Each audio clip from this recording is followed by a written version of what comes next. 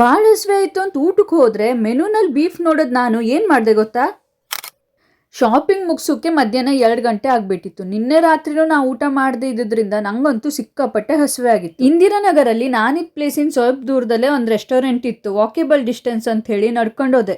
Restaurant ಸಣ್ಣದೇನಲ್ಲ, ಎಂತಕ್ಕಂದ್ರೆ ಇಂದಿರಾನಗರ್ನಲ್ಲಿ ಎಲ್ಲ hotel restaurant shop ದೊಡ್ಡದೇ ಮತ್ತೆ ಕಾಸ್ಟ್ಲಿನೇ. ನಾನು ಯಾವುದೇ ರೆಸ್ಟೋರೆಂಟ್ ಹೋದ್ರು ಮೆನ್ಯೂನ ಫುಲ್ ಓದ್ತೆ. ನನ್ನ ಕಣ್ಣಿಗೆ ಎರಾಚಿ ಚೋರ್ ಅಂತ ಏನೋ ಕಾಣಿಸ್ತು. ನನಗೆ ಡೌಟ್ ಬಂತು. ಅದಕ್ಕೆ ವೇಟರ್ನ ಕರೆದು ಕೇಳಿದೆ, ಇದು ಯಾವ ತರ ಡಿಶ್ ಅಪ್ಪ ಅಂತ. ಈ ಡಿಶ್ನ ಬೀಫ್ನ ಬಳಸಿ ಮಾಡಿದ್ರು ಅಂತ ಹೇಳ್ಬಿಟ್ಟು ನನ್ಗೊಂದ್ಸತಿ ತಲೆ ಎಲ್ಲ ತಿರ್ಗೋದಂಗ ಆಯ್ತು. ನಂಗೆ ಸ್ವಲ್ಪ ಹಸಿವೆ ತಡಿಯೋಕ್ ಆಗುದಿಲ್ಲ, ಎಸಿಡಿಟಿ ಸ್ಟಾರ್ಟ್ ಆಗ್ಬಿಡ್ತದೆ. ನನ್ಗೆ ಹೊಟ್ಟೆ ಹಿಡ್ಕೊಬಿಟ್ಟದೆ, ಅಷ್ಟು ಹಸಿವೆ ಆಗಿ. ಇವ್ರು ನೋಡಿದ್ರೆ ಈ ತರ ಹೇಳ್ತರು. ಎಲ್ಲ ಏನ್ ಅನ್ಕೊಂತಾರಂದ್ರೆ ಎಲ್ಲ ಮೀಟ್ನು ಸಪ್ರೇಟ್ ಆಗಿ ಕುಕ್ ಮಾಡ್ತಾರೆ. ಚಿಕನ್ ಕೂಡ ಇತ್ತು ಅಲ್ಲಿ. ಚಿಕನ್ ಸಪ್ರೇಟ್ ಆಗಿ, ಮಟನ್ ಸಪ್ರೇಟ್ ಆಗಿ, ಎಲ್ಲ ಪೋರ್ಕು ಬೀಫ್ ಎಲ್ಲ ಸಪ್ರೇಟ್ ಆಗಿ ಕುಕ್ ಮಾಡ್ತಾರೆ ಅಂತ ಹೇಳಿ.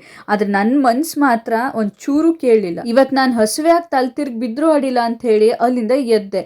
ಆ ವೇಟರ್ ಏನಾಯ್ತು ಮೇಡಮ್ ಅಂತ ಅವ್ರಿಗೆ ಬೇರೆ ರೀಸನ್ ಕೊಡ್ಬೇಕು. ಅದನ್ನೇ ಹೇಳಿದೆ, ನಂಗೆ ಬೀಫ್ ಅದೇ ನಂಗೆ ಕಂಫರ್ಟೇಬಲ್ ಆಗಲಿಲ್ಲ. ಡೈರೆಕ್ಟ್ ಅಲ್ಲಿಂದ ಎದ್ ಬಂದ್ಬಿಟ್ಟೆ. ಆಮೇಲೆ ಹತ್ರದಲ್ಲಿ ಯಾವ ಹೋಟೆಲ್ ರೆಸ್ಟೋರೆಂಟ್ ಯಾವುದು ಸಿಗ್ತಾ ಇಲ್ಲ. ನಡ್ದೆ 1 ತಾಸು ನಡೆದ ನಂತರ ಮಹೇಶ್ ಲಂಚ್ ಹೋಮ್ ಸಿಕ್ತು. ಇದು ನಮ್ಮ ಕರಾವಳಿ ಫುಡ್ ಇರುವಂಥ ಹೋಟೆಲ್ ಎಲ್ಲ ಚೆನ್ನಾಗಿತ್ತು, ಫುಡ್ಡು ಚೆನ್ನಾಗಿತ್ತು. ಆದರೆ ರೇಟ್ ನೋಡಿದ್ರೆ ತಲೆ ತಿರ್ಗ್ದವ್ರಿಗೆ ಇನ್ನೂ ಒಂದು ರೌಂಡ್ ತಲೆ ತಿರ್ಗೋಯ್ತು.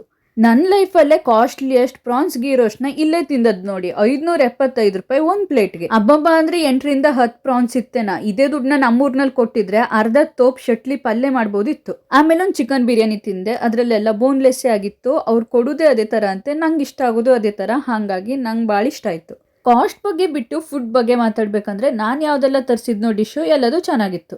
ನೀವು ರೆಸ್ಟೋರೆಂಟ್ಗೆ ಹೋದಾಗ ಸರಿಯಾಗಿ ಮೆನುನ ಓದಿ ಹೊಸ ಥರ ಹೆಸರದೆ ಈ ಡಿಶ್ನ ತರಿಸಿ ತಿಂದ್ಬಿಡುವ ಅಂತ ಮುಂದಾಗಬೇಡಿ. ಮೊದಲು ವೇಟರ್ನ ಕರೆದು ನಿಮ್ಗೆ ಗೊತ್ತಾಗ್ಲಿಲ್ಲ ಅಂದ್ರೆ ಎಂತರಿಂದ ಮಾಡ್ತಾರೆ ಅಂತ ಮೊದಲು ವಿಚಾರಿಸ್ಕೊಳ್ಳಿ. ನಾನು ಊಟ ಮಾಡ್ಕೊಂಡು ಮನೆ ಕಡೆ ಹೊರಟೆ. ಮತ್ತೆ ಸಿಗುವ, ಅಲ್ಲಿ ತನಕ ಟಾಟಾ.